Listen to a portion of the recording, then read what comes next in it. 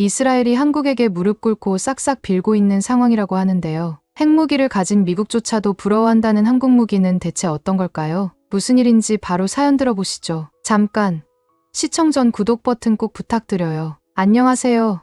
저는 다니엘 하임입니다. 올해 48살이고 이스라엘 공군에서 중령으로 예편한 후 지금은 국방전략분석실에서 자문으로 일하고 있습니다. 예루살렘 전략사령부 건물 12층에 위치한 제 사무실은 언제나 긴장감으로 가득했어요. 벽면을 가득 채운 모니터들에는 실시간으로 중동 지역의 레이더 신호와 위성 영상이 흘러나오고 책상 위에는 각국의 군사 동향을 분석한 보고서들이 산더미처럼 쌓여 있었습니다. 커피 잔에서 올라오는 김이 차가운 사무실 공기와 만나 작은 소용돌이를 그리는 모습을 보며 저는 또 다른 하루의 분석 업무를 시작했어요. 20년간 조종사로 복무하면서 저는 수많은 실전을 경험했습니다. 2006년 제2차 레바논 전쟁 때는 F-15I 전폭기를 몰고 헤즈볼라의 로켓 발사대를 타격했고 2014년 가자지구 지상전에서는 하마스의 지하 터널을 폭격하는 임무를 수행했어요. 콕핏에서 바라본 전장의 모습, 목표물이 폭발하며 치솟는 연기와 불길, 그리고 임무 완료 후 기지로 돌아오는 길의 안도감까지 모든 것이 생생하게 기억나거든요. 그런 경험들을 바탕으로 예편 후에는 국방 전략 분야에서 일하게 되었습니다. 특히 적국의 군사시설에 대한 타격 능력 평가가 제 전문 분야였어요. 이스라엘은 사방이 적으로 둘러싸인 나라라서 방어만으로는 생존할 수 없습니다. 때로는 선제적인 타격이 필요하죠. 저는 오랫동안 우리 이스라엘의 방어 체계에 대해 확고한 신념을 가지고 있었습니다. 아이언돔의 요격 성공률은 90%를 넘어섰고 최신의 전투기인 F-35I 아디르는 중동 지역에서 압도적인 제공권을 확보하고 있어요. 게다가 미국이 제공하는 최첨단 무기 체계들이 있으니 설마 우리가 감당하지 못할 위협이 있을까 싶었거든요. 특히 미국의 벙커버스터 폭탄들에 대해서는 절대적인 신뢰를 가지고 있었습니다. GBU-28은 걸프전에서 이라크의 견고한 지하 벙커들을 파괴한 전설적인 무기였고 더 강력한 GBU-57 마시브 오드넌스 페네트레이터는 그 어떤 지하 시설도 무력화할 수 있다고 믿어왔거든요. 하지만 그런 확신이 완전히 산산조각 난 건 지난달 받은 미 국방부 분석 보고서를 검토하면서였습니다. 표지에는 기밀 도장이 선명하게 찍혀 있었고 내용은 이란의 포르도와 나탄즈 지하 핵시설에 관한 상세한 분석이었어요. 보고서를 펼치는 순간부터 제 얼굴 표정이 점점 굳어졌습니다. 페이지를 넘길 때마다 더욱 충격적인 내용들이 나타났거든요. 이란이 핵시설을 얼마나 깊고 견고하게 건설했는지, 그리고 우리가 믿어왔던 미국의 무기들이 얼마나 무력한지가 적나라하게 드러나 있었어요. 특히 한 구절이 제 가슴을 철망치로 내려친 것 같았습니다. GBU-28 벙커버스터로는 지하 100m 이상의 안반층 관통이 불가능하며 이란의 주요 핵시설은 모두 이 깊이를 초과하여 건설되었음. 저는 의자에 깊숙이 몸을 맡기며 천장을 올려다봤습니다. 사무실의 형광등이 희미하게 깜빡이며 불안정한 빛을 내뿜고 있었어요. 마치 제 마음 상태를 그대로 반영하는 것 같았습니다. 이건 단순한 기술적 한계의 문제가 아니었어요. 지금까지 제가 구축해온 전략적 사고의 근간이 흔들리는 순간이었거든요. 미국의 무기가 만능이 아니라면 우리는 이란의 핵 위협에 대해 어떻게 대응해야 할까요? 더 큰 폭탄인 GBU-57은 어떨까 싶어 관련 자료를 뒤져봤지만 결과는 크게 다르지 않았습니다. 물론 관통력은 더 뛰어나지만 여전히 이란이 구축한 최신부 시설까지는 도달하기 어렵다는 게 전문가들의 공통된 의견이었어요. 그때 동료 분석관인 아비가일이 제 사무실 문을 두드렸습니다. 평소와 달리 제가 점심도 거르고 사무실에 틀어박혀 있는 모습이 걱정스러웠나 봐요. 다니엘, 오늘 하루 종일 여기서 뭐 하고 있었어요? 얼굴이 말이 아니네요. 아비가일, 혹시 한국의 현무 미사일에 대해 들어본 적 있나요? 현무요? 한국에도 탄도미사일이 있다는 건 알고 있지만 자세한 건 잘 모르겠어요. 왜 갑자기 한국 무기에 관심을 가지시는 거예요? 저는 컴퓨터 화면을 돌려 아비가일에게 보여줬습니다. 화면에는 현무5 미사일의 재원과 성능 데이터가 떠 있었거든요. 사실 이 자료를 구하는 것도 쉽지 않았어요. 한국은 자국의 전략무기에 대해 상당히 비밀스럽게 관리하고 있고 공개된 정보도 제한적이었습니다. 지하 관통 능력이 공식적으로는 100m지만 비공식적으로는 200m라고요. 정말 이게 맞는 데이터인가요? 아비가일의 목소리에 믿기 어렵다는 뉘앙스가 담겨 있었습니다. 저 역시 처음 이 수치를 봤을 때는 오타가 아닐까 의심했거든요. 하지만 여러 경로를 통해 확인해본 결과 이는 단순한 허풍이나 과장이 아니었습니다. 그뿐만 아니라 정확도도 CP 1m 이하라고 되어 있어요. 이 정도면 정말 핀포인트 타격이 가능하다는 얘기입니다. 미국의 최신 무기들보다도 훨씬 정밀하다는 뜻이군요. 우리는 한동안 말없이 화면을 바라봤습니다. 숫자들이 주는 충격이 너무나 컸거든요. 이스라엘이 그토록 의존해온 미국의 무기 체계보다 더 뛰어난 성능의 무기가 지고 반대편 한국에 존재한다는 사실이 믿어지지 않았어요. 한국이라는 나라가 참 신기해요. 분단국가로서 북한이라는 현실적 위협에 직면해 있으면서도 핵무기는 보유하지 않고 있잖아요. 아비가일의 말이 맞았습니다. 한국은 세계에서 몇 안 되는 분단국가 중 하나인데 북한이 핵무기까지 개발한 상황에서도 핵 개발을 하지 않고 있어요. 대신 재래식 무기의 성능을 극한까지 끌어올렸다는 것이죠. 그날 저녁 집으로 돌아가는 길에 저는 계속 생각에 잠겼습니다. 예루살렘의 좁은 골목길을 걸으며 머릿속으로는 온갖 계산을 해봤어요. 만약 현무5의 성능이 정말 카탈로그에 나온 것과 같다면 이는 중동의 전략적 균형을 완전히 바꿀 수 있는 게임 체인저가 될 수 있었거든요. 집에 도착해서 노트북을 켜고 한국에 대한 자료를 더 찾아봤습니다. 한국전쟁 이후 지속된 분단 상황, 북한의 핵 개발, 그리고 그에 대응하기 위한 한국의 군사기술 발전사를 읽어보니 점점 이해가 되기 시작했어요. 한국은 독특한 지정학적 위치에 있는 나라였습니다. 중국과 러시아라는 거대한 대륙 세력, 일본이라는 해양 세력, 그리고 북한이라는 직접적 위협 사이에서 살아남기 위해 모든 것을 걸고 군사기술을 발전시켜왔던 거예요. 특히 인상적이었던 건 한국의 국방 철학이었습니다. 핵무기 같은 대량 살상 무기보다는 정밀하고 효율적인 재래식 무기를 선호한다는 점이 제게는 매우 신선하게 다가왔어요. 핵무기는 사용하는 순간 모든 것이 끝나버리지만 정밀 타격 무기는 실제로 사용할 수 있는 억제력이니까요. 한국의 현무 미사일 개발사를 읽어보니 더욱 놀라웠습니다. 현무1부터 시작해서 현무5까지 각 세대마다 비약적인 성능 향상을 이루어냈더라고요. 특히 현무4부터는 지하 깊숙한 벙커까지 타격할 수 있는 능력을 갖추기 시작했어요. 다음 날 아침 일찍 출근해서 상급자에게 보고했습니다. 현무5에 대한 추가 분석이 필요합니다. 가능하다면 이 무기 체계를 직접 확인해보고 싶어요. 한국에 가겠다는 얘기인가요? 네.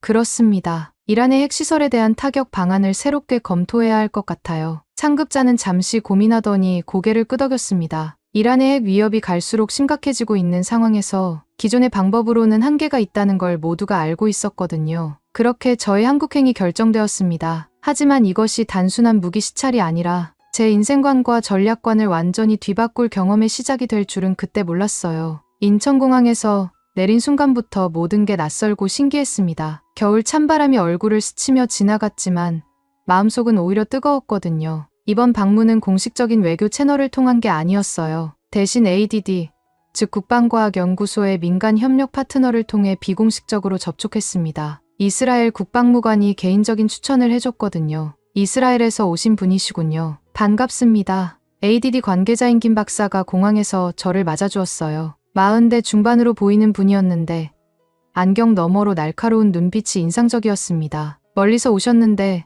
솔직히 내부에서 논란이 있었어요. 차 안에서 김 박사가 조심스럽게 말을 꺼냈습니다. 어떤 논란이었나요? 이스라엘이라는 나라 자체가 워낙 민감한 곳이잖아요. 우리는 무기 판매상이 아니고 국제적 정치에 휘말리고 싶지 않다는 의견이 많았거든요. 김 박사의 말에서 한국 사람들의 신중함이 느껴졌어요. 이들은 자국의 기술을 함부로 과시하거나 자랑하지 않는 성향이 있었습니다. 하지만 결국 허가가 났네요. 네. 이스라엘 국방무관의 강력한 추천이 있었고 순수한 기술 견학 목적이라는 점에서 승인이 떨어졌어요. 다만 조건이 있습니다. 서울에서 영월까지 가는 길은 생각보다 멀었어요. 고속도로를 따라 달리며 창밖으로 보이는 한국의 풍경은 정말 독특했습니다. 높은 산들과 깊은 계곡, 그리고 그 사이사이에 자리 잡은 작은 도시들. 이 나라가 어떻게 이런 지형에서 첨단 무기를 개발할 수 있었는지 궁금해졌어요. 한국은 왜 핵무기를 개발하지 않았나요? 차 안에서 김 박사님에게 물어봤습니다. 복잡한 문제죠. 기술적으로는 충분히 가능해요. 하지만 국제적 제약, 특히 미국과의 관계를 고려하면 김 박사가 말을 흐렸어요. 하지만 그 침묵 속에서 더 깊은 의미를 읽을 수 있었습니다. 영월 탄약 시험장에 도착한 건 오후 3시쯤이었어요. 산으로 둘러싸인 넓은 부지에 각종 시설들이 들어서 있었는데 겉보기에는 그냥 평범한 연구소 같았습니다. 하지만 곳곳에서 느껴지는 긴장감은 이곳이 단순한 연구소가 아님을 알려주고 있었어요.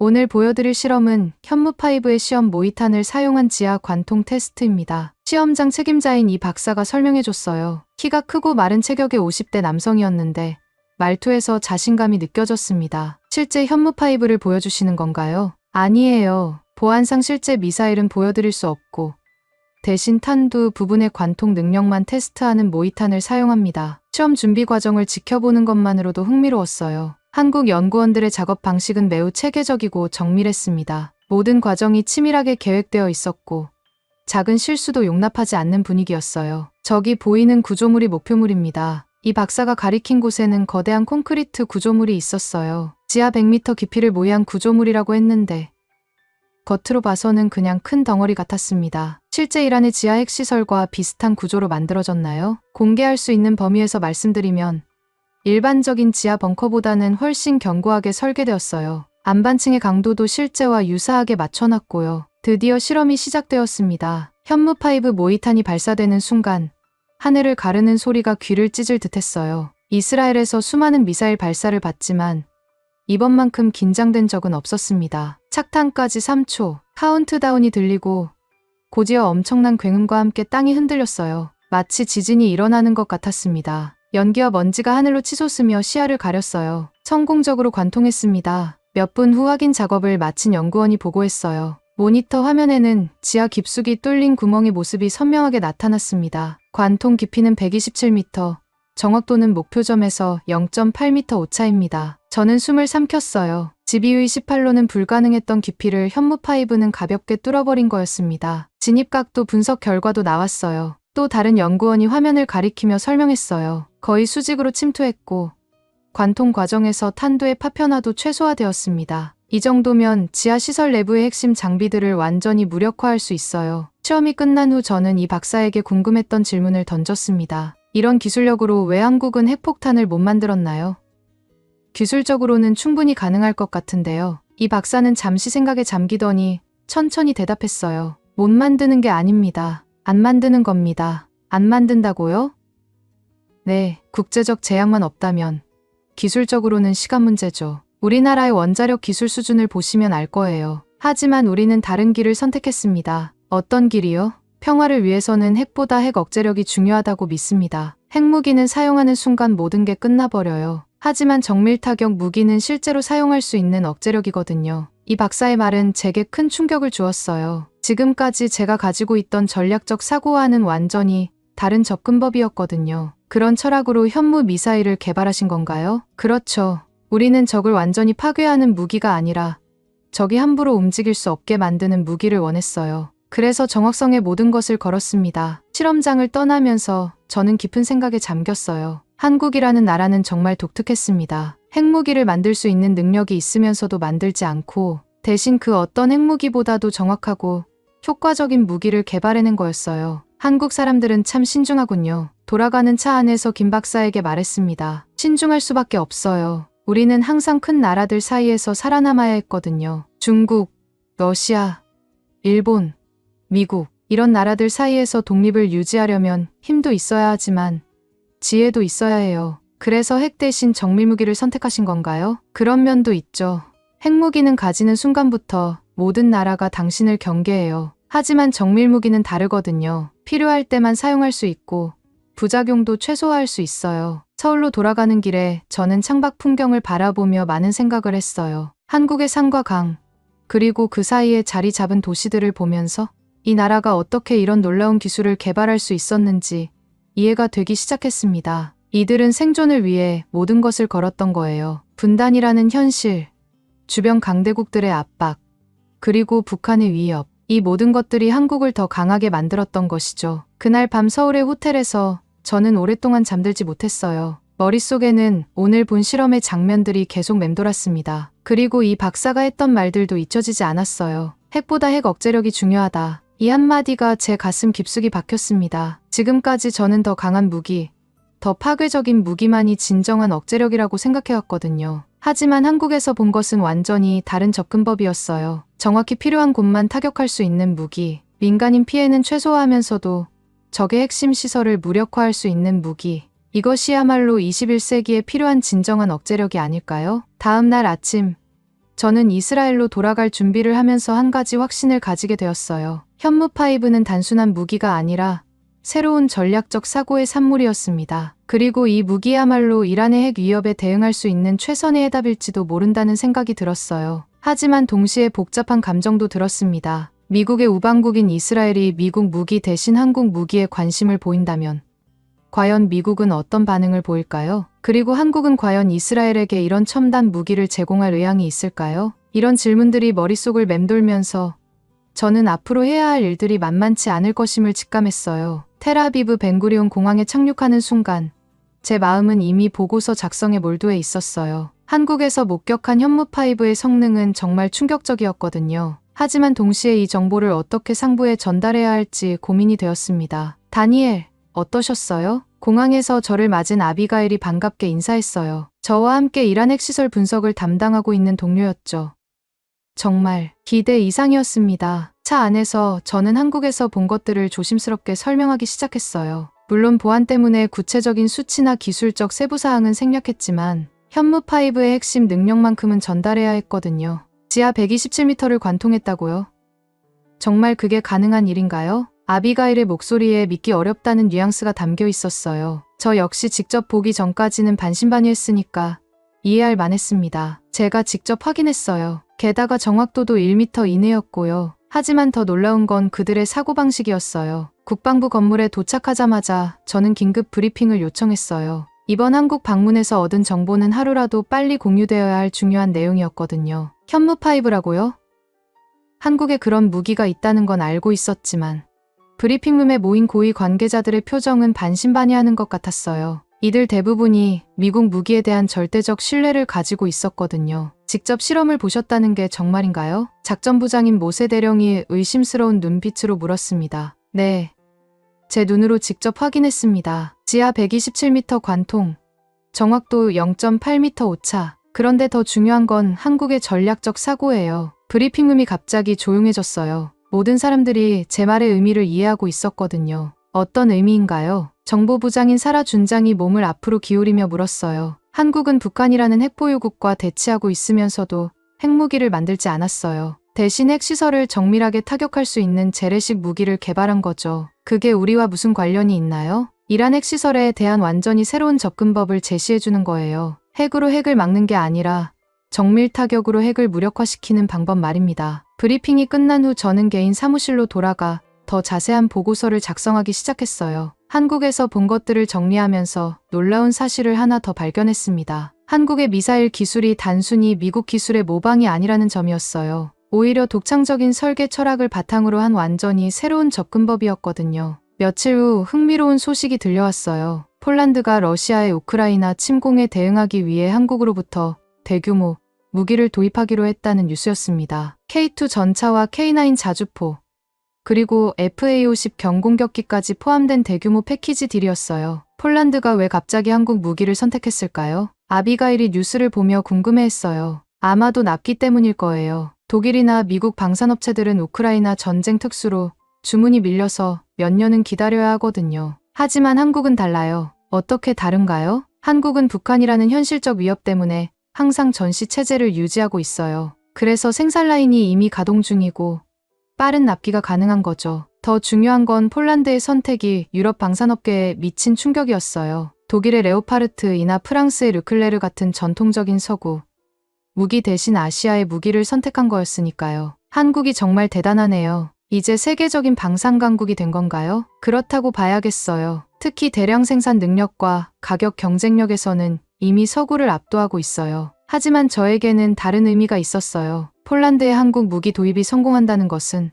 한국이 무기 수출에 대해 예전보다 적극적인 자세를 보이고 있다는 뜻이었거든요. 며칠간 고민한 끝에 저는 대담한 계획을 세웠어요. 공식적인 무기 도입이 어렵다면 다른 방법을 찾아야 했습니다. 기술 협력은 어떨까요? 제가 상급자에게 제안했어요. 무기 구매가 아니라 기술 교류나 공동 연구 형태로 접근하는 거예요. 흥미로운 아이디어군요. 구체적으로 어떤 방식을 생각하고 있나요? 우선 이스라엘의 첨단 기술을 한국과 공유하는 거예요. 대신 그들의 미사일 기술에 대한 정보를 얻는 거죠. 한국이 우리 기술에 관심을 가질까요? 이 질문에 저는 잠시 망설였어요. 한국에서 본 것들을 떠올려 보니 그들의 기술 수준이 생각보다 훨씬 높았거든요. 글쎄요. 아이언돔 같은 방어 시스템은 어떨까요? 상급자가 고개를 끄덕였지만 저는 속으로 의구심이 들었어요. 한국에서 만난 연구원들이 언급했던 것들을 생각해보니 그들이 이미 아이언돔을 뛰어넘는 기술을 개발하고 있을 가능성이 높았거든요. 사실 한국이 우리 기술에 관심을 보일지 확신할 수 없어요. 제가 솔직하게 말했습니다. 왜요?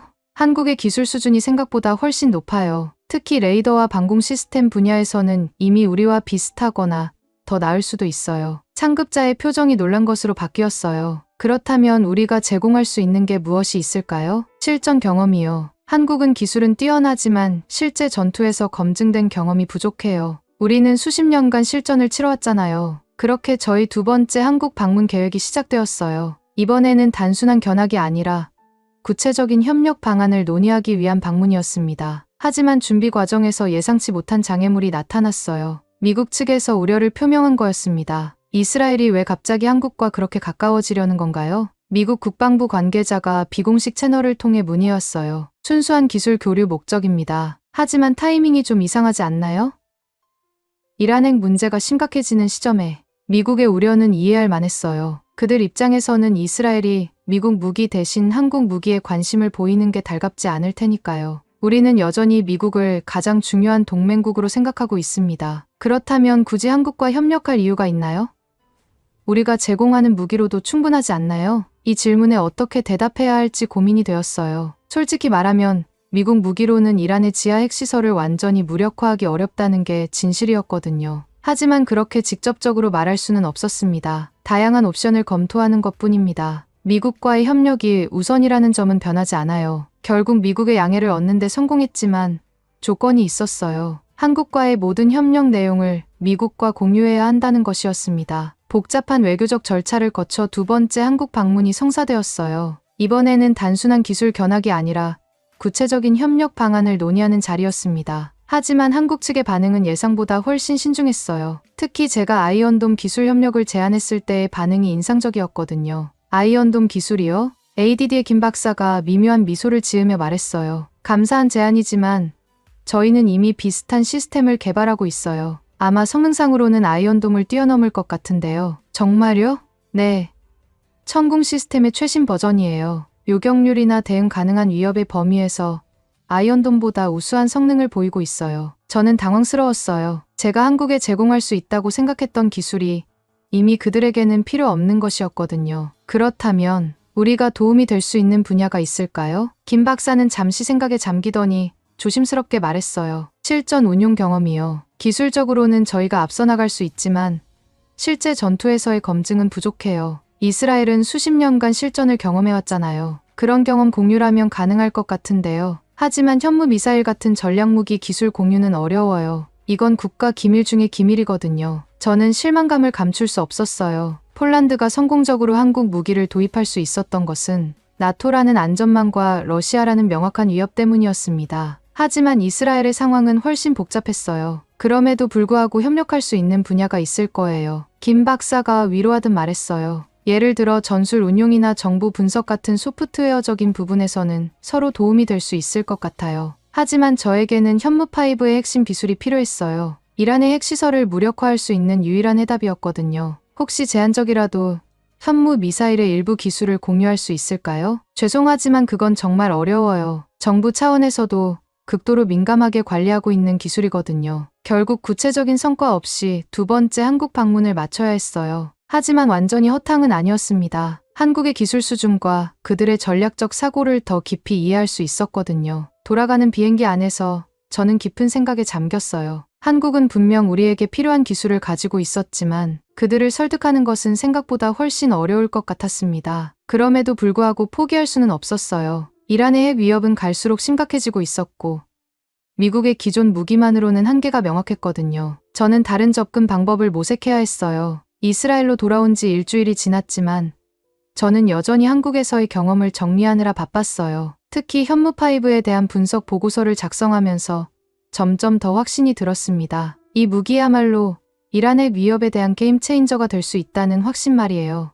예루살렘의 차가운 겨울 아침, 저는 평소보다 일찍 사무실에 도착했어요. 컴퓨터를 켜자마자 확인한 첫 번째 이메일이 제 혈액을 얼어붙게 만들었습니다. 모사드에서 온 긴급 첩보 보고서였어요. 이란이 나탄즈와 포르도 지하 핵시설을 기존보다 훨씬 더 깊게 확장하고 있다는 내용이었습니다. 위성 영상 분석 결과에 따르면 새로운 갱도들이 지하 150m 이상의 깊이까지 뚫리고 있었어요. 더욱 충격적인 것은 이 모든 작업이 최근 몇 달 사이에 급속도로 진행되었다는 점이었습니다. 저는 즉시 계산기를 꺼내 들고 복잡한 수식들을 입력하기 시작했어요. GBU 18의 최대 관통 깊이는 약 30m, GBU 17도 최적 조건에서 60m 정도였습니다. 하지만 이란의 새로운 시설들은 그보다 훨씬 깊은 곳에 위치하고 있었어요. 아비가일이 사무실로 들어오자마자 제 표정을 보고 무슨 일이냐고 물었습니다. 저는 컴퓨터 화면을 돌려 보여주며 상황을 설명했어요. 그녀의 얼굴도 점점 창백해졌습니다. 미국 무기로는 불가능하다는 얘기네요. 네.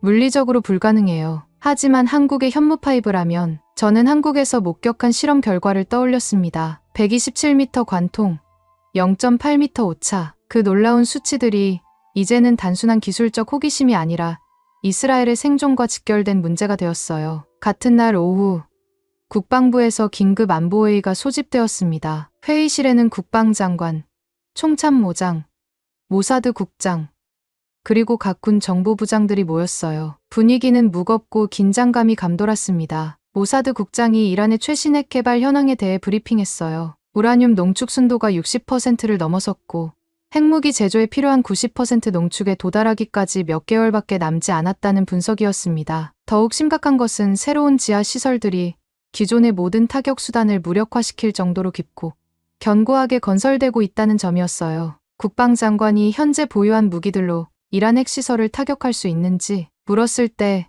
공군 참모장의 대답은 참담했습니다. 지상 시설들은 타격 가능하지만 핵심적인 지하 시설들은 현재의 무기 체계로는 완전한 파괴가 어렵다는 것이었어요. 그때 저는 조심스럽게 손을 들었습니다. 한국의 현무5 미사일에 대해 말씀드리고 싶다고 했어요. 회의실의 모든 시선이 저에게 집중되었고 저는 한국에서의 경험을 상세히 설명하기 시작했습니다. 지하 127m 관통 실험의 성공, 1m 이내의 정확도, 그리고 무엇보다 한국 연구원들이 보여준 자신감에 대해 이야기했어요. 현무5는 단순한 벙커버스터가 아니라 지하 깊숙한 시설을 정밀하게 타격하기 위해 특별히 설계된 무기라고 설명했습니다. 회의실은 점점 조용해졌어요. 모든 참석자들이 제 말의 함의를 이해하고 있었거든요. 만약 현무5의 성능이 정말로 제가 설명한 것과 같다면 이는 이란 핵 문제에 대한 완전히 새로운 해결책이 될 수 있었어요. 모사드 국장이 그런 무기가 정말 존재하느냐고 물었을 때 저는 자신 있게 대답했습니다. 직접 보았고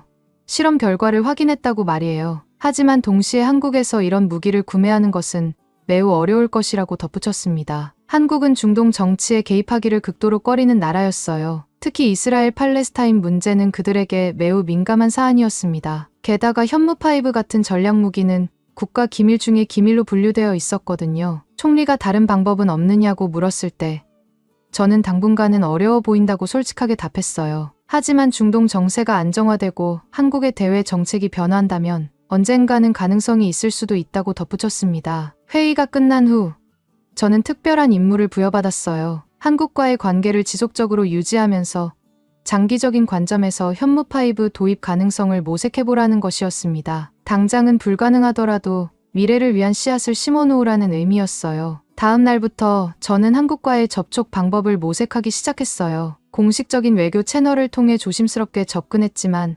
예상대로 한국 측의 반응은 신중했습니다. 현무5에 대한 어떤 구체적인 논의도 거부했고 일반적인 방산 협력 차원에서만 대화가 가능하다고 했어요. 몇 주가 지났지만 별다른 진전이 없었습니다. 한국은 여전히 중동 문제에 개입하기를 꺼렸고 현무5에 대한 어떤 정보도 공유하려 하지 않았어요. 저는 점점 좌절감에 빠져들었습니다. 그러던 어느 날 예상치 못한 전화 한 통이 상황을 바꿔놓았어요. 미국 국방부의 고위 관계자로부터 온 전화였습니다. 한국 방문에 대해 이야기하고 싶다는 내용이었어요. 미국 대사관에서 만난 제임스 로버츠는 CIA 출신의 베테랑 분석관이었어요. 그는 직설적으로 물어왔습니다. 이스라엘이 왜 갑자기 한국의 미사일 기술에 관심을 보이는지 말이에요. 저는 처음에는 모호하게 답변했지만 로버츠의 예리한 질문들에 결국 솔직하게 털어놓을 수밖에 없었어요. 이란의 새로운 지하 시설들, 미국 무기의 한계, 그리고 현무5의 놀라운 성능에 대해서 말이에요. 놀랍게도 로버츠는 이미 이 모든 것을 알고 있었어요. 미국 역시 이란의 지하 시설 확장을 면밀히 모니터링하고 있었고 기존 무기의 한계에 대해서도 인지하고 있었습니다. 더욱 놀라운 것은 미국도 한국의 현무5 기술에 관심을 가지고 있다는 사실이었어요. 로버츠가 설명한 바에 따르면 미국은 중국과 북한의 지하 군사시설을 염두에 두고 있었어요. 중국의 둥펑 미사일 기지들과 북한의 핵시설들도 점점 더 깊고 견고해지고 있었거든요. 미국 역시 더 강력한 지하 관통 무기가 필요한 상황이었습니다. 하지만 한국에서 직접 무기를 사오는 건 현실적으로 어려워 보입니다. 로버츠가 한숨을 쉬며 말했어요. 한국은 매우 신중한 나라예요. 특히 전략무기 수출에 대해서는 극도로 보수적이고요. 그렇다면 어떤 방법이 있을까요? 제가 물었어요. 장기적인 관점에서 접근해야 할 것 같습니다. 우선 한국과의 전반적인 관계를 개선하고 신뢰를 쌓은 다음에 단계적으로 접근하는 거죠. 로버츠의 제안은 현실적이었어요. 미국이 한국과의 관계에서 중재 역할을 하면서 이스라엘과 한국 사이의 교류를 점진적으로 확대해 나가자는 것이었습니다. 당장은 불가능하더라도 5년 후, 10년 후를 내다보고 준비해야 합니다. 그 정도 시간이 걸린다는 얘기인가요? 한국의 성격상 그럴 가능성이 높아요. 하지만 중동 정세가 변화하고 한국의 국제적 위상이 높아지면서 대외 정책도 달라질 수 있어요. 며칠 후 미국에서 흥미로운 제안이 왔어요. 한국과의 일반적인 방산 협력을 확대하면서 그 과정에서 이스라엘도 참여시키자는 것이었습니다. 현무5 같은 민감한 무기는 당분간 논의 대상에서 제외하되 일반적인 기술 교류를 통해 관계를 발전시켜 나가자는 의미였어요. 한국의 반응은 조심스러웠지만 완전히 거부하지는 않았어요. 이스라엘과의 일반적인 방산 기술 교류라면 검토해 볼 수 있다는 입장을 보였습니다. 물론 현무5 같은 전략 무기는 절대 논의 대상이 아니라는 점을 명확히 했지만요. 그렇게 시작된 것이 소규모 기술 교류 프로그램이었어요. 이스라엘의 무인기 기술과 한국의 일반적인 미사일 기술을 상호 교환하는 형태였습니다. 규모는 작았지만 상징적인 의미가 컸어요. 첫 번째 기술 교류 회의는 싱가포르에서 열렸어요. 중립적인 장소에서 조용히 진행하기 위해서였죠. 한국에서는 ADD의 김 박사를 포함한 5명의 연구진이 참석했고 이스라엘에서는 제가 팀장을 맡아 4명의 전문가와 함께 참가했어요. 회의의 분위기는 전반적으로 좋았어요. 양측 모두 서로의 기술 수준에 대해 인정하는 태도를 보였고 향후 지속적인 교류에 대한 의지도 표명했습니다. 하지만 현무5에 대한 언급은 철저히 금기시되었어요. 김 박사가 회의 말미에 의미심장한 말을 했어요. 오늘의 교류가 양국 관계 발전의 첫걸음이 되기를 바랍니다. 미래에는 더 광범위한 협력이 가능할 수도 있을 것 같네요. 이는 현무5 같은 민감한 무기도 언젠가는 논의 대상이 될 수 있다는 암시로 해석되었어요. 물론 확실한 것은 아니었지만 적어도 완전히 문을 닫은 것은 아니라는 희망을 가질 수 있었습니다. 돌아가는 비행기 안에서 저는 깊은 생각에 잠겼어요. 당장은 현무5를 구할 수 없지만 적어도 장기적인 가능성은 열어놓은 것 같았습니다. 한국과의 관계를 꾸준히 발전시켜 나간다면 언젠가는 기회가 올지도 모른다는 희망을 품게 되었어요. 하지만 동시에 시간의 압박감도 느꼈습니다. 이란의 핵 개발은 계속 진행되고 있었고 우리에게 주어진 시간은 그리 많지 않았어요. 현무5 같은 게임 체인저가 필요한 상황에서 장기적인 접근만으로는 부족할 수도 있었습니다. 싱가포르에서의 첫 번째 기술 교류 회의가 끝나고 몇 달이 지났어요. 그동안 이스라엘과 한국 사이의 소규모 협력은 조용히 진행되고 있었습니다. 무인기 기술과 일반적인 미사일 기술 교환이라는 명목 하에 양국 연구진들이 정기적으로 만나고 있었거든요. 하지만 제가 정말 원하는 현무5에 대해서는 여전히 언급조차 할 수 없는 상황이었어요. 한국 측은 이 문제에 대해서만큼은 철벽을 쌓고 있었습니다. 김 박사와 개인적으로 친해졌지만 현무5 이야기만 나오면 그는 즉시 화제를 돌렸어요. 그런 답답한 상황이 계속되던 어느 날 예상치 못한 소식이 전해졌습니다. 한국이 터키의 알타이 전차 사업에 파워팩을 수출하기로 했다는 뉴스였어요. 더욱 놀라운 것은 이 파워팩이 원래 독일 기술이었는데 한국이 자체 개발한 버전으로 대체되었다는 점이었습니다. 아비가일이 흥미롭게 이 소식을 전하며 한국의 기술 자립도가 생각보다 훨씬 높다고 감탄했어요. 독일의 최첨단 기술을 자체 기술로 대체할 정도라면 현무5의 핵심 기술들도 모두 순수 한국 기술일 가능성이 높았거든요. 이게 우리에게는 좋은 소식일 수도 있어요. 제가 아비가일에게 말했어요. 기술 종속성이 낮다는 뜻이거든요. 미국이나 다른 나라의 기술이 들어가 있다면 수출할 때 그 나라들의 허가가 필요하잖아요. 하지만 순수 자체 기술이라면 수출 결정을 한국이 단독으로 할 수 있어요. 정확한 분석이었어요. 한국이 터키에 파워팩을 수출한 것처럼 현무5도 언젠가는 수출 가능한 품목이 될 수 있다는 희망을 가질 수 있었습니다. 하지만 문제는 한국과 이스라엘이 서로에게 제공할 수 있는 것이 무엇인지 찾기 어렵다는 점이었어요. 처음에는 이스라엘의 기술을 한국에 제공하면서 관계를 발전시킬 수 있을 것이라고 생각했지만 현실은 달랐습니다. 몇 주 후 더욱 흥미로운 소식이 들려왔어요. 한국이 노르웨이와 해상 대한 미사일 공동 개발 프로젝트를 시작한다는 것이었습니다. 한국의 미사일 기술과 노르웨이의 해양 작전 경험을 결합한다는 내용이었어요. 이 소식을 접한 저는 즉시 로버츠에게 연락했습니다. 한국이 점점 더 적극적으로 국제 무기 시장에 진출하고 있다고 분석했어요. 폴란드 수출의 성공에 힘입어 한국의 방산 정책이 변화하고 있는 것 같다고 말했습니다. 문제는 한국이 이스라엘로부터 받을 수 있는 기술적 혜택이 제한적이라는 점이에요. 로버츠가 전화 너머로 솔직하게 말했어요. 한국의 기술 수준이 생각보다 훨씬 높거든요. 특히 IT나 전자 분야에서는 이스라엘보다 앞서는 부분도 많아요. 이는 냉정한 현실이었어요. 한국은 삼성, LG 같은 세계적인 전자기업들을 보유하고 있었고 반도체와 디스플레이 기술에서는 세계 최고 수준이었습니다. 인터넷 인프라나 통신 기술도 이스라엘보다 오히려 더 발달되어 있었어요. 그렇다면 우리가 한국에 제공할 수 있는 것이 무엇일까요? 기술보다는 다른 가치를 찾아야 할 것 같아요. 예를 들어 시장 접근이나 정보 공유 같은. 로버츠의 제안은 현실적이었어요. 이스라엘이 한국에 제공할 수 있는 것은 첨단 기술이 아니라 다른 형태의 협력이어야 한다는 것이었습니다. 며칠간 고민한 끝에 저는 새로운 접근법을 생각해냈어요. 한국이 국제 무기 시장에서 성장하고 있는 만큼 이스라엘의 광범위한 국제 네트워크를 활용할 수 있을 것 같았습니다. 이스라엘은 세계 각국과 복잡하고 다양한 관계를 맺고 있었어요. 때로는 공식적으로, 때로는 비공식적으로 말이에요. 특히 아프리카나 라틴 아메리카의 많은 국가들과는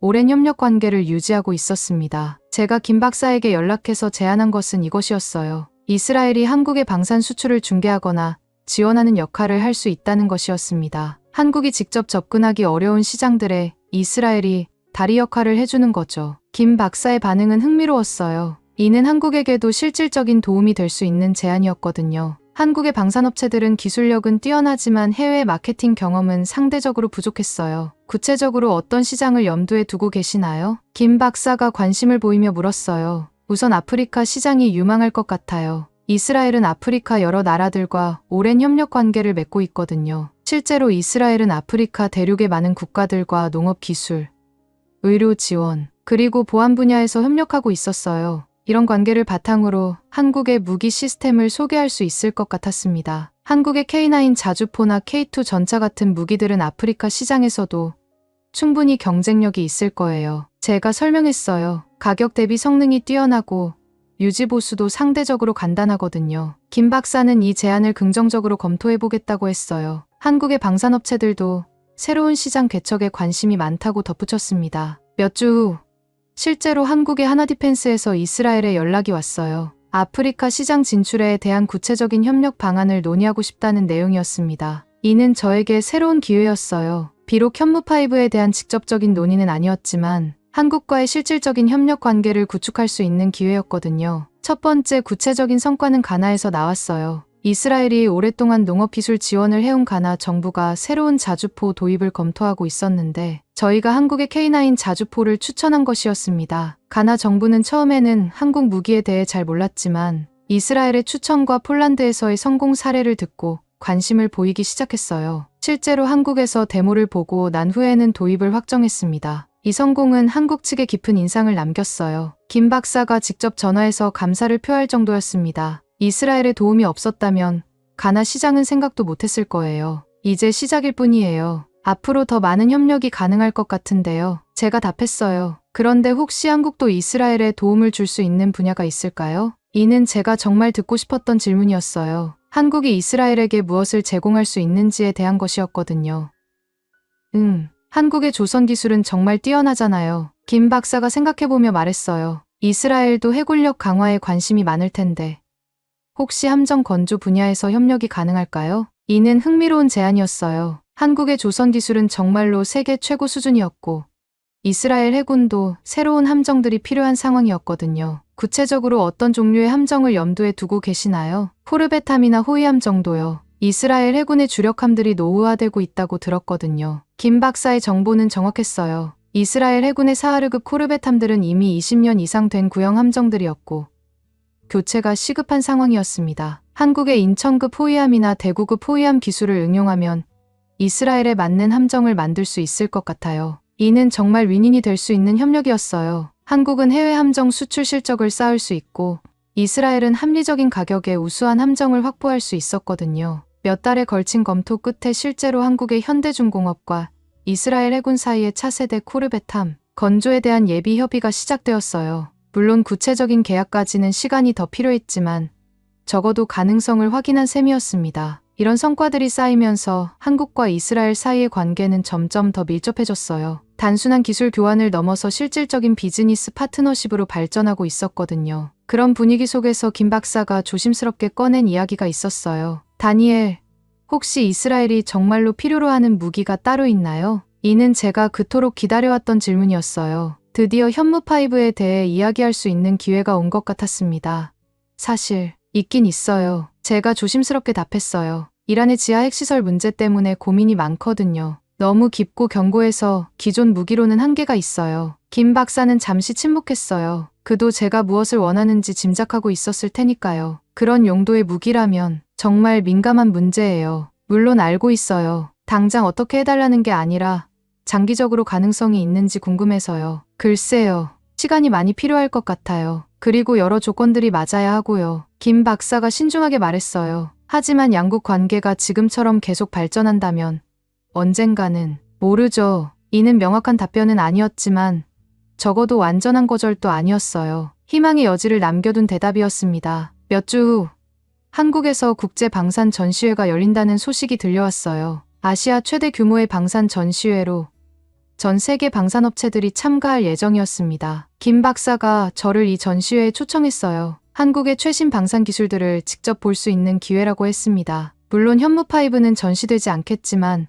한국의 전반적인 기술 수준을 파악할 수는 있을 것 같았어요. 서울공항에서 열린 방산 전시회는 정말 대규모였어요. 한국의 주요 방산업체들이 모두 참가했고 K2 전차와 K9 자주포 같은 폴란드 수출 성공작들이 전시장의 중심을 차지하고 있었습니다. 전시장을 돌아보면서 저는 한국 방산업체들의 기술 수준에 다시 한번 놀랐어요. 몇 년 전만 해도 외국 기술에 의존하던 분야들이 이제는 완전히 자체 기술로 대체되어 있었거든요. 특히 미사일 분야의 발전은 눈에 띄었습니다. 한화시스템 부스에서 만난 연구원과의 대화는 특히 인상적이었어요. 그는 한국의 미사일 기술이 이제 세계 최고 수준에 도달했다고 자신 있게 말했습니다. 한국의 미사일 기술은 정확성에서 세계 최고라고 자부합니다. CEP 1m 이내는 이제 기본이고 조건에 따라서는 그보다 훨씬 정확한 타격도 가능해요. 이는 현무5의 성능과 일치하는 설명이었어요. 한국이 정밀 타격 기술에서 정말로 세계 최고 수준에 도달했다는 확신이 들었습니다. 전시회 기간 중 가장 인상적이었던 것은 한국 업체들의 자신감이었어요. 더 이상 외국 기술을 따라가는 입장이 아니라 자신들만의 독창적인 기술을 개발하고 있다는 자부심이 느껴졌습니다. 특히 한 ADD 연구원이 한 말이 기억에 남아요. 우리는 이제 다른 나라들이 만들지 않는 무기를 만들고 있어요. 우리만의 독특한 요구사항에 맞는 무기들 말이죠. 이는 분명 현무5를 염두에 둔 발언이었어요. 북한의 지하시설을 타격할 수 있는 특수한 무기의 필요성을 느끼는 나라는 많지 않았거든요. 전시회 마지막 날, 김 박사와 함께 저녁 식사를 했어요. 비공식적인 자리에서 그는 좀 더 솔직한 이야기를 들려줬습니다. 이번 전시회를 통해 한국 무기에 대한 국제적 관심이 높아진 것 같아요. 정말 인상적이었어요. 기술 수준이 상상 이상이었거든요. 사실 우리가 개발한 무기 중에는 아직 공개하지 않은 것들도 많아요. 김 박사가 의미심장하게 말했어요. 특수한 목적을 위한 무기들이죠. 일반적인 전시회에서는 보여줄 수 없는. 이는 현무5에 대한 간접적인 언급이었어요. 김 박사도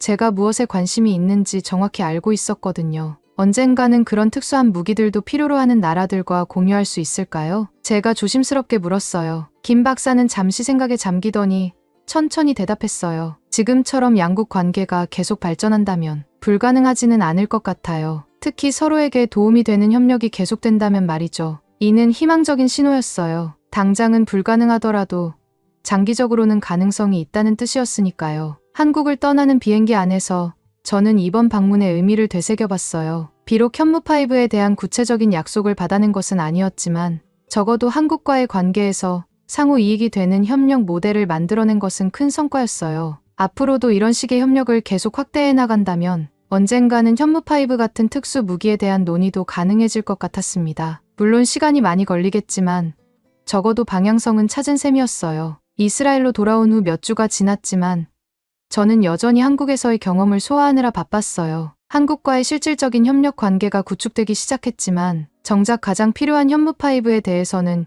여전히 구체적인 진전이 없었거든요. 그런 상황에서 갑작스럽게 중동 정세가 요동치기 시작했어요. 이란이 나탄즈 핵시설에서 우라늄 농축 활동을 대폭 확대하고 있다는 IAEA 보고서가 나온 것이었습니다. 더욱 심각한 것은 농축 순도가 85%에 달했다는 점이었어요. 핵무기 제조에 필요한 90%까지 거의 다다른 상황이었습니다. 아비가일이 급하게 제 사무실로 뛰어들어와 긴급 첩보를 전했어요. 모사드의 최신 정보에 따르면 이란이 앞으로 2개월에서 3개월 이내에 핵무기 제조가 가능한 수준에 도달할 것으로 예상된다는 것이었습니다. 이제 정말 시간이 없어요. 아비가일이 절망적인 목소리로 말했어요. 미국도 압박을 가하고 있지만 이란은 전혀 굽힐 기색이 없어요. 저는 컴퓨터 앞에 앉아 이란 핵시설들의 최신 위성 영상을 다시 한번 검토했어요. 나탄즈와 포르도, 그리고 새롭게 확인된 아라크 시설까지 모든 핵심 시설들이 지하 150m 이상의 깊이에 위치하고 있었습니다. GBU 57로도 불가능한 깊이예요. 제가 한숨을 쉬며 말했어요. 현무5가 아니면 답이 없어요. 그날 오후 총리실에서 긴급 안보회의가 소집되었습니다. 참석자들의 표정은 그 어느 때보다 심각했어요. 이란의 핵무기 완성이 눈앞에 다가온 상황에서 이스라엘의 선택지는 많지 않았습니다. 현재 보유한 무기로 이란 핵시설을 완전히 무력화할 수 있습니까? 총리가 공군 참모장에게 직설적으로 물었어요. 지상 시설들은 파괴할 수 있지만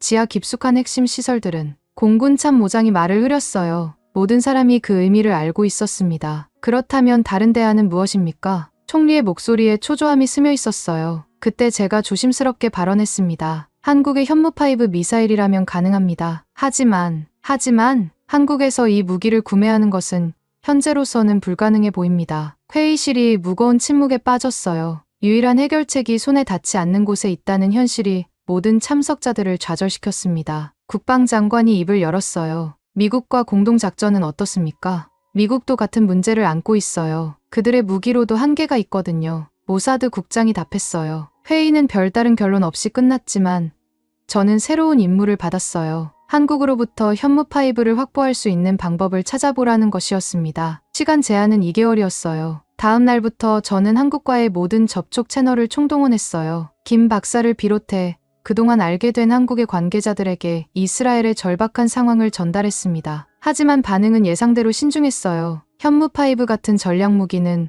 국가 기밀 중의 기밀이라며 논의 자체가 불가능하다는 입장을 고수했습니다. 다니엘, 정말 죄송하지만 이 문제는 제가 결정할 수 있는 사안이 아니에요. 김 박사가 전화통화에서 난처해하며 말했어요. 정부 최고위층에서 결정해야 할 문제거든요. 그렇다면 정부 최고위층과 접촉할 수 있는 방법은 없을까요? 공식적인 외교 채널을 통해야 할 것 같은데 그것도 매우 조심스럽게 접근해야 해요. 그렇게 저는 외교부를 통해 한국 정부와의 공식적인 접촉을 시도했어요. 하지만 한국 외교부의 반응은 예상보다 더욱 차가웠습니다. 현무5에 대한 어떤 논의도 거부한다는 입장을 명확히 했어요. 한국 외교부 관계자는 이렇게 말했습니다. 한국은 중동 지역의 분쟁에 개입하지 않는다는 일관된 정책을 유지하고 있습니다. 특히 군사적 개입으로 해석될 수 있는 무기 제공은 절대 불가능합니다. 이는 예상했던 반응이었지만 여전히 실망스러웠어요. 시간은 흘러가는데 뚜렷한 해결책을 찾지 못하고 있었거든요. 그러던 중 의외의 곳에서 희망의 실마리가 나타났어요.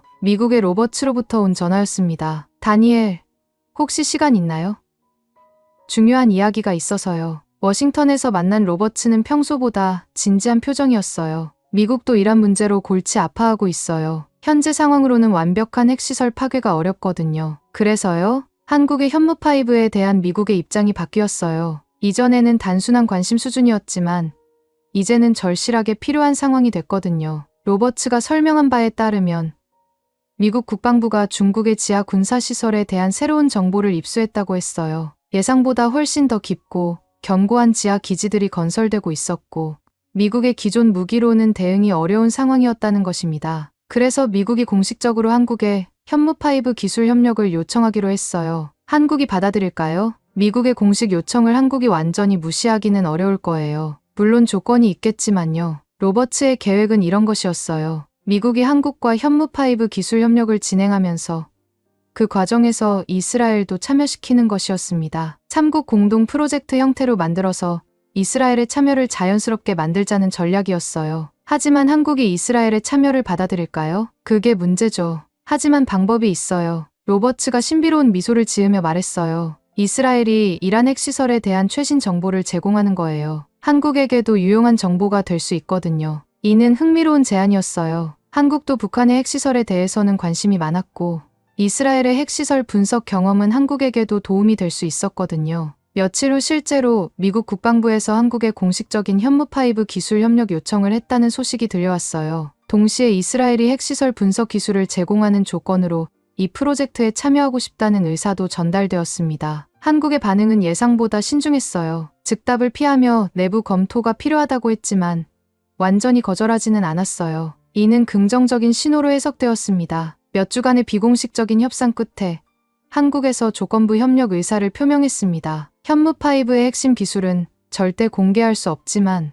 일반적인 지하 관통 기술에 대한 정보 교환은 가능하다는 것이었어요. 또한 이 협력이 순수하게 기술적 목적이어야 하며 특정 국가를 겨냥한 군사 작전에 사용되어서는 안 된다는 조건도 붙였습니다. 이는 이란을 직접 겨냥한다는 인상을 주지 않으려는 한국의 배려였어요. 마침내 3국 간의 기술 협력 회의가 성사되었어요. 장소는 중립적인 싱가포르였고 각국에서 최고의 전문가들이 참석했습니다. 첫 번째 회의에서 한국 측 대표인 이 박사가 명확하게 선을 그었어요. 현무5의 구체적인 기술 사양이나 설계 도면은 절대 공개할 수 없습니다. 다만 일반적인 지하 관통 기술의 원리 정도는 설명해 드릴 수 있어요. 미국 측 대표가 그것만으로도 충분하다고 답했어요. 원리를 이해하면 자체적으로 개발할 수 있다는 자신감을 보였습니다. 이 박사가 설명한 현무5의 기본 원리는 정말 혁신적이었어요. 기존의 벙커버스터들과는 완전히 다른 접근법이었거든요. 핵심은 순차적 관통 시스템입니다. 이 박사가 화이트보드에 간단한 도식을 그리며 설명했어요. 첫 번째 단계에서 선행 폭약이 집안을 연화시키고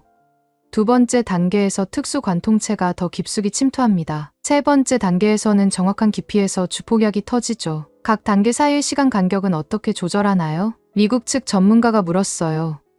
그건 핵심 기술이라서 말씀드리기 어려워요. 이 박사가 미소를 지으며 답했어요. 회의는 이런 식으로 진행되었어요. 한국은 기본적인 원리는 설명했지만 구체적인 기술적 세부사항은 철저히 비밀로 유지했습니다. 그럼에도 불구하고 이 정보만으로도 상당한 도움이 되었어요. 특히 이스라엘의 무기 개발진들에게는 새로운 설계 방향을 제시해주는 귀중한 힌트였거든요. 회의 후 제가 이 박사에게 개인적으로 접근했어요. 혹시 이스라엘이 단독으로 현무5를 구매할 수 있는 방법은 정말 없을까요? 이 박사는 잠시 고민하더니 조심스럽게 답했어요. 현재로서는 불가능해요.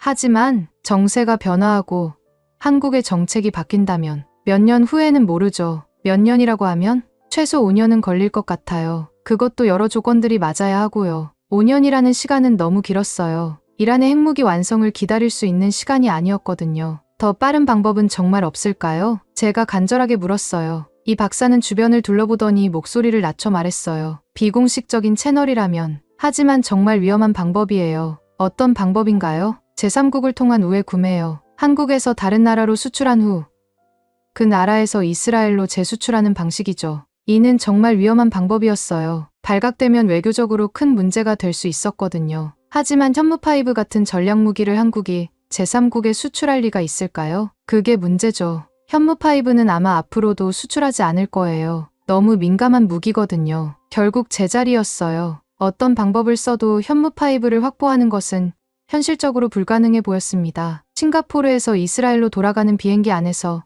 저는 깊은 좌절감에 빠졌어요. 한국의 기술 협력으로 어느 정도 도움은 되었지만 당장 이란의 핵 위협에 대응하기에는 턱없이 부족했거든요. 그런데 이스라엘에 도착하자마자 의외의 소식이 저를 기다리고 있었어요. 이스라엘의 방산업체들이 한국에서 얻은 정보를 바탕으로 자체적인 지하 관통, 무기 개발을 시도해보겠다고 나선 것이었습니다. 한국의 순차적 관통 시스템 원리를 우리 방식으로 구현해보겠습니다. 라파엘 시스템즈의 개발 책임자가 자신 있게 말했어요. 기본 원리는 이해했으니 우리 기술로도 충분히 가능할 것 같아요. 하지만 제가 보기에는 너무 낙관적인 전망이었어요. 한국이 현무5를 개발하기까지 수십 년간의 연구와 수많은 실패를 겪었을 텐데 기본 원리만으로 그걸 단시간에 재현한다는 게 가능할까 싶었거든요. 몇 주 후 첫 번째 시제품 실험이 있었어요. 이스라엘 남부 네게브 사막의 비밀 시험장에서 진행된 실험이었습니다. 저도 참관자로 초청받았어요. 시험용 지하 구조물은 깊이 50m 정도로 만들어졌어요. 한국에서 본 127m에 비하면 상당히 얕은 깊이였지만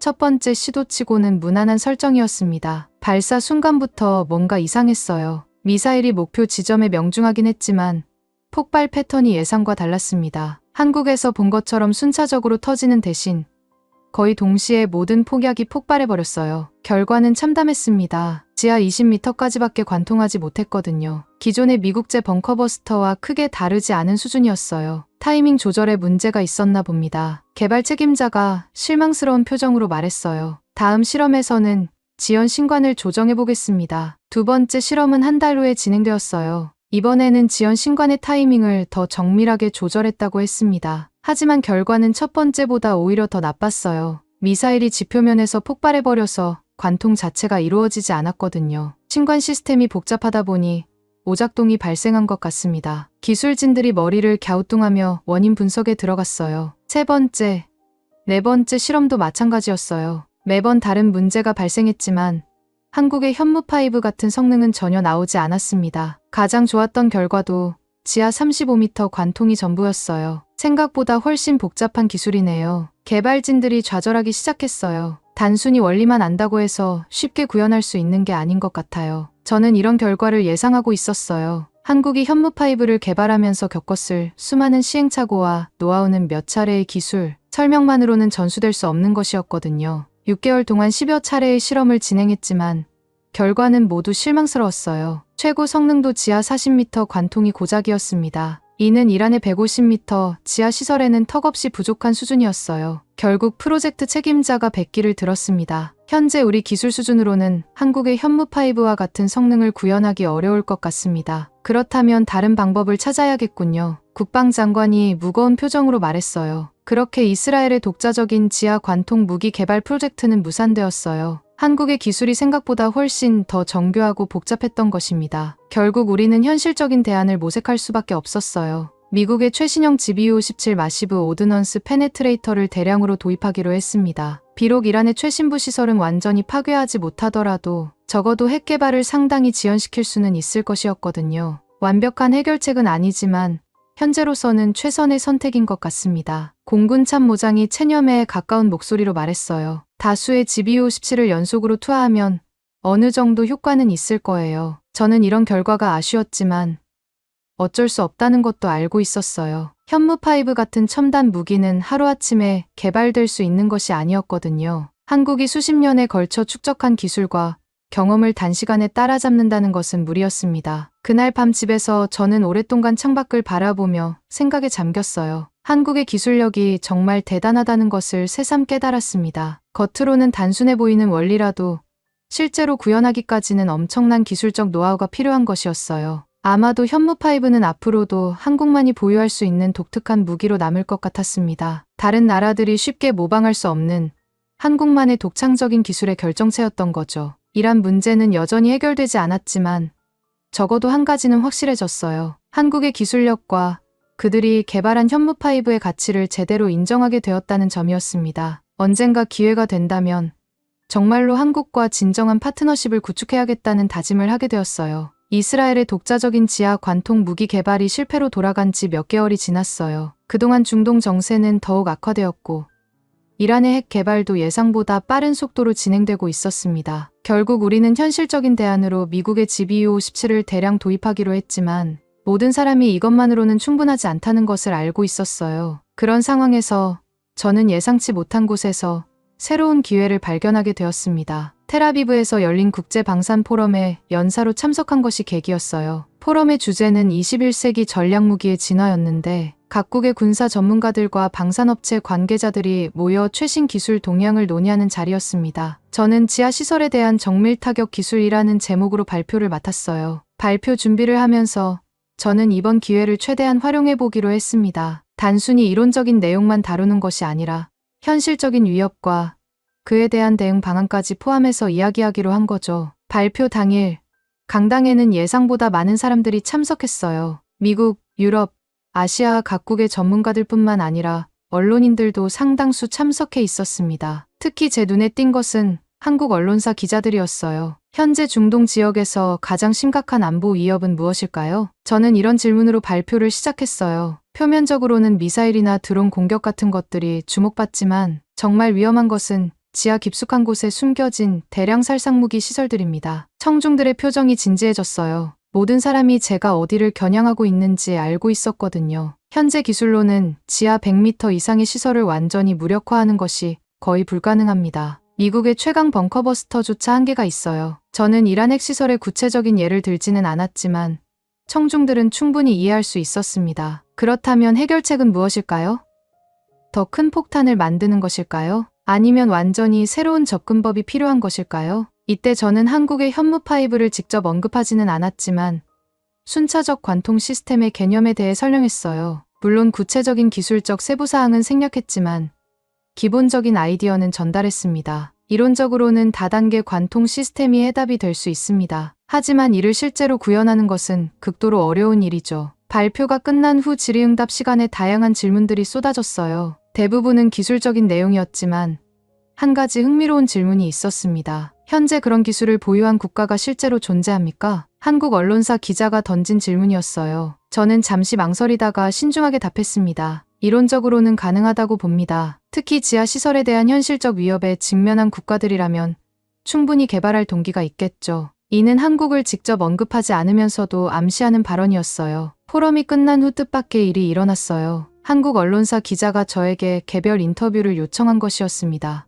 이스라엘의 관점에서 볼 때 현재 중동 정세에서 가장 시급한 문제는 무엇이라고 보시나요? 기자의 질문은 예상보다 직설적이었어요. 이란의 핵 개발입니다. 그들이 핵무기를 완성하면 중동 전체의 균형이 완전히 깨질 거예요. 그렇다면 이스라엘은 어떤 대응을 준비하고 있나요? 모든 옵션을 검토하고 있습니다. 하지만 현재 기술로는 한계가 있다는 것도 사실이에요. 기자가 날카로운 질문을 던졌어요. 혹시 다른 나라의 기술에 의존해야 하는 상황인가요? 저는 잠시 생각했어요. 이 인터뷰가 한국에 보도될 것이라는 점을 고려해야 했거든요. 이스라엘은 항상 국제협력을 중시해왔습니다. 특히 공통의 위협에 직면한 국가들과의 협력은 매우 중요하다고 봐요. 구체적으로 어떤 국가들과의 협력을 염두에 두고 계신가요? 한국 같은 나라들이죠. 한국도 북한의 지하시설 문제로 고민이 많을 테니까요. 이 인터뷰는 며칠 후 한국의 주요 언론사에 보도되었어요. 제목은 이스라엘 전문가, 한국과의 군사기술 협력 필요성 강조였습니다. 기사가 나간 후 예상치 못한 반응이 일어났어요. 한국 내에서 이스라엘과의 군사협력에 대한 논의가 활발해진 것이었습니다. 물론 찬반 의견이 엇갈렸지만 적어도 공개적인 논의의 장이 만들어진 것은 의미가 있었어요. 특히 한국의 일부 군사 전문가들이 이스라엘의 실전 경험을 높이 평가하며 협력의 필요성을 주장했습니다. 반면 일부 정치인들은 중동 분쟁에 휘말릴 위험성을 경고하기도 했어요. 이런 분위기 속에서 김 박사로부터 연락이 왔어요. 다니엘, 최근 한국에서 당신에 대한 관심이 높아지고 있어요. 어떤 의미인가요? 정부 일각에서 이스라엘과의 협력 확대를 검토하고 있다는 얘기가 들려요. 물론 신중하게 접근하고 있지만요. 이는 희망적인 소식이었어요. 비록 현무5에 대한 직접적인 언급은 없었지만 적어도 양국 관계 발전에 대한 관심이 높아지고 있다는 신호였거든요. 구체적으로 어떤 분야에서의 협력을 검토하고 있나요? 우선은 정보 공유부터 시작할 것 같아요. 특히 지하시설 분석 기술 같은 분야에서요. 이는 제가 포럼에서 강조했던 바로 그 분야였어요. 한국이 이스라엘의 핵시설 분석 경험에 관심을 보이고 있다는 뜻이었습니다. 며칠 후 더욱 구체적인 제안이 왔어요. 한국 정부가 이스라엘 전문가들을 초청해서 지하시설 분석 기술에 대한 세미나를 개최하고 싶다는 것이었습니다. 이는 공식적인 정부 간 협력의 첫 단추가 될 수 있는 중요한 기회였어요. 저는 즉시 참여 의사를 밝혔습니다. 세미나는 서울의 국방대학원에서 열렸어요. 한국 측에서는 국방부와 ADD의 핵심 인사들이 참석했고 이스라엘에서는 저를 포함한 5명의 전문가가 참가했습니다. 세미나의 첫 번째 세션에서 저는 이스라엘의 핵시설 분석 경험에 대해 발표했어요. 물론 구체적인 기밀 정보는 제외했지만 일반적인 분석 방법론과 접근법에 대해서는 상당히 자세히 설명했습니다. 지하시설 분석에서 가장 중요한 것은 다층적 접근입니다. 저는 프레젠테이션을 시작하며 말했어요. 위성 영상, 지질 분석, 신호 정보, 인적 정보 등을 종합해야 정확한 분석이 가능해요. 한국 측 참석자들의 반응은 매우 적극적이었어요. 특히 실제 사례를 들어 설명할 때마다 날카로운 질문들이 쏟아졌습니다. 시설의 정확한 깊이를 측정하는 방법이 있나요? ADD의 한 연구원이 물었어요. 지진파 분석을 활용하면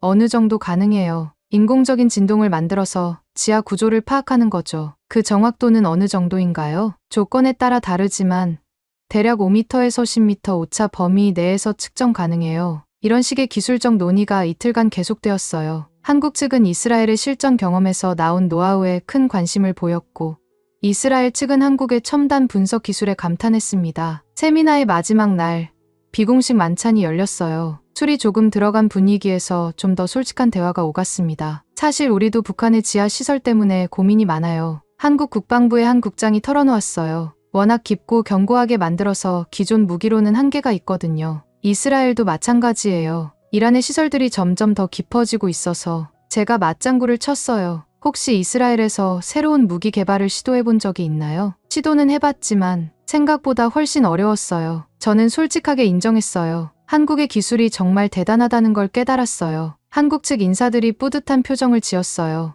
이스라엘이 한국의 기술력을 인정한다는 것 자체가 그들에게는 큰 의미였거든요. 그런데 한국의 현무 시리즈는 정말 인상적이에요. 제가 조심스럽게 화제를 돌렸어요. 특히 지하 관통 능력이 뛰어나다고 들었는데, 그 부분은 국장이 난처한 표정을 지으며 말을 흐렸어요. 워낙 민감한 기술이라서 자세한 얘기는 어려워요. 물론 이해합니다. 다만 이론적으로라도 그런 기술이 가능한지 궁금해서요. 이론적으로는 가능하겠죠.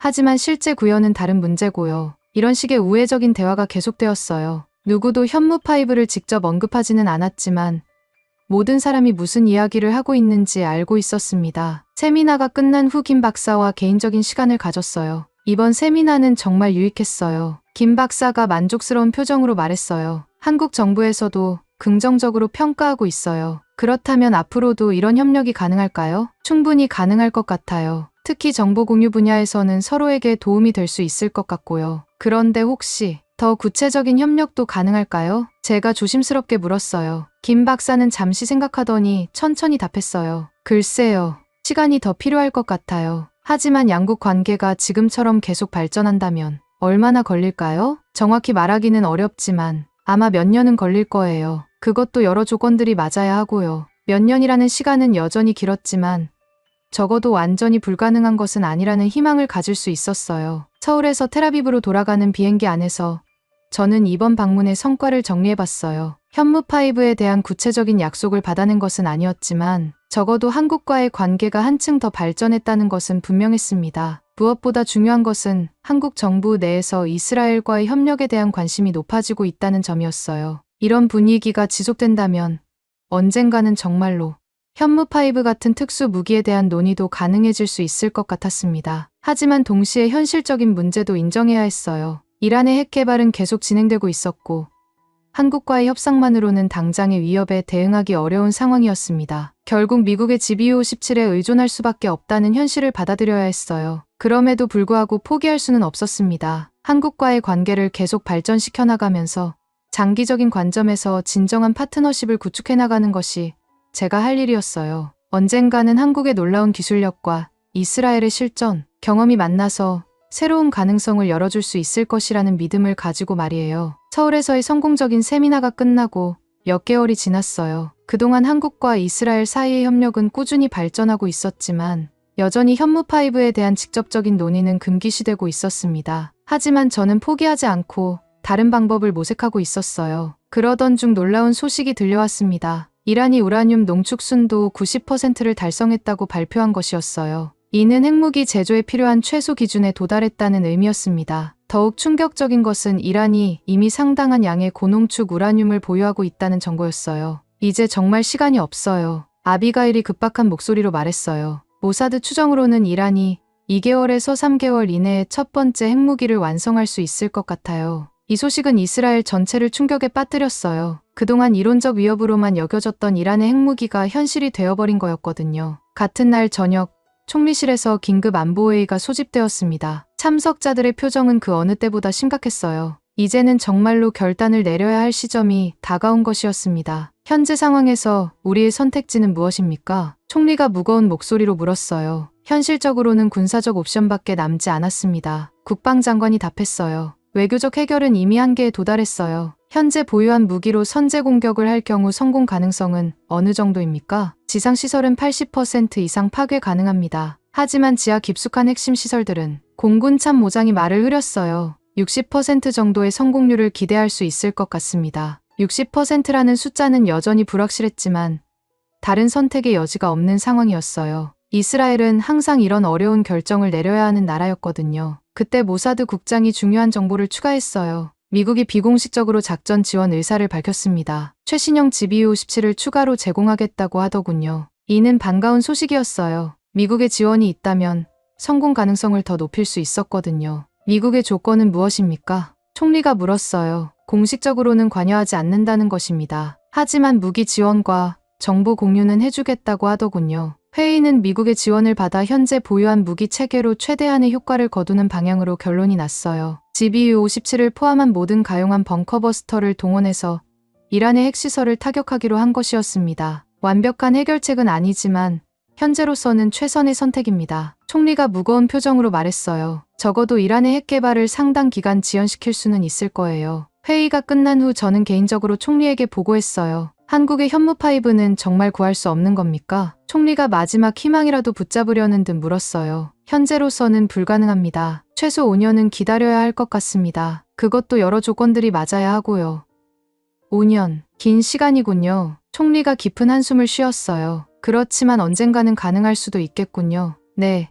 한국과의 관계를 계속 발전시켜 나간다면 미래에는 다른 결과가 나올 수도 있을 것 같습니다. 그날 밤 집으로 돌아가는 길에 저는 깊은 아쉬움을 느꼈어요. 만약 현무5가 있었다면 이런 불확실한 도박을 하지 않아도 되었을 텐데 하는 생각이 들었거든요. 한국에 그 놀라운 무기가 있었다면 이란의 지하 핵시설을 완전히 무력화할 수 있었을 거예요. 몇 주간의 치밀한 준비 끝에 이스라엘의 이란 핵시설 타격 작전이 시작되었어요. 작전명은 새벽의 칼이었습니다. F-35I 편대가 미국에서 긴급 지원받은 최신형 GBU-57을 포함한 다양한 벙커버스터들을 탑재하고 이란 영공으로 향했어요. 작전은 3단계로 나누어져 있었습니다. 첫 번째 단계에서는 이란의 방공망을 무력화하고 두 번째 단계에서는 지상 핵시설들을 타격하며 세 번째 단계에서는 지하 깊숙한 핵심 시설들을 집중 공격하는 것이었어요. 작전 당일 저는 텔아비브의 작전 지휘소에서 실시간으로 상황을 지켜봤습니다. 레이더 화면에서 우리 전투기들이 이란 영공을 향해 날아가는 모습을 보며 가슴이 두근거렸어요. 첫 번째와 두 번째 단계는 예상대로 성공적이었어요. 이란의 방공망은 빠르게 무력화되었고 지상 핵시설들도 대부분 파괴되었습니다. 문제는 세 번째 단계였어요. 지하 150m 깊이의 나탄즈와 포르도 핵심 시설에 대한 공격이었는데 GBU-57을 연속으로 투하했음에도 불구하고 완전한 파괴에는 이르지 못했어요. 지하 시설 타격 결과는 어떻습니까? 총리가 긴장된 목소리로 물었어요. 부분적인 손상은 입혔지만 완전한 무력화는 어려운 것 같습니다. 공군 참모장이 아쉬운 표정으로 보고했어요. 그래도 상당한 피해를 입혔으니 이란의 핵 개발이 최소 2년에서 3년은 지연될 것으로 예상됩니다. 작전 결과는 절반의 성공이었어요. 이란의 핵 개발을 완전히 중단시키지는 못했지만 적어도 상당 기간 지연시킬 수는 있었습니다. 하지만 저는 아쉬움을 감출 수 없었어요. 작전이 끝난 후 저는 사무실에서 혼자 보고서를 작성하며 생각에 잠겼어요. 만약 현무5가 있었다면 어땠을까? 한국에 그 놀라운 기술이 있었다면 이란의 지하 시설을 완전히 무력화할 수 있었을 텐데 아비가일이 사무실로 들어와 제 어깨를 두드렸어요. 다니엘, 너무 자책하지 마세요. 현재 기술로는 최선을 다한 거예요. 하지만 완벽하지 않았어요. 이란이 다시 핵 개발을 재개할 거라고요. 그렇지만 시간을 벌었잖아요. 그 시간 동안 더 나은 해결책을 찾을 수 있을 거예요. 아비가일의 위로가 고마웠지만 여전히 아쉬움은 남았어요. 한국의 현무5, 그 완벽한 지하 관통 능력이 있었다면 근본적인 해결책이 되지 못했다는 것을 다시 한번 느끼게 되는 순간이었어요. 그해 말 연례 보고서를 작성하면서 저는 한국의 현무5에 대한 평가를 번 정리했어요. 이 무기가 얼마나 혁신적이고 필요한 것인지, 그리고 언젠가는 반드시 확보해야 할 중요한 무기라는 점을 강조했습니다. 현무5는 단순한 무기가 아닙니다. 보고서에 이렇게 썼어요. 이는 21세기 새로운 형태의 억제력이며 핵무기보다도 더 실용적이고 효과적인 전략무기입니다. 텔아비브의 추운 겨울밤,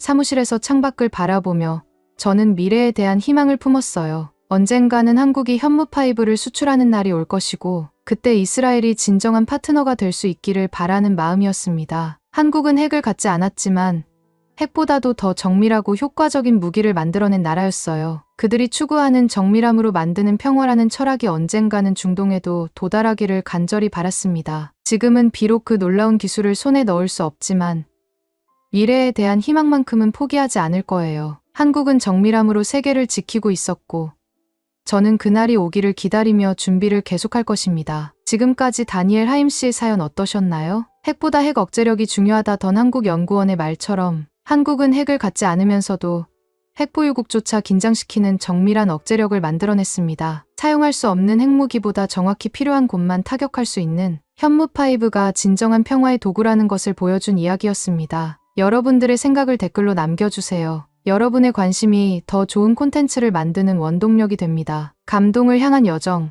감동여행이었습니다. 감사합니다.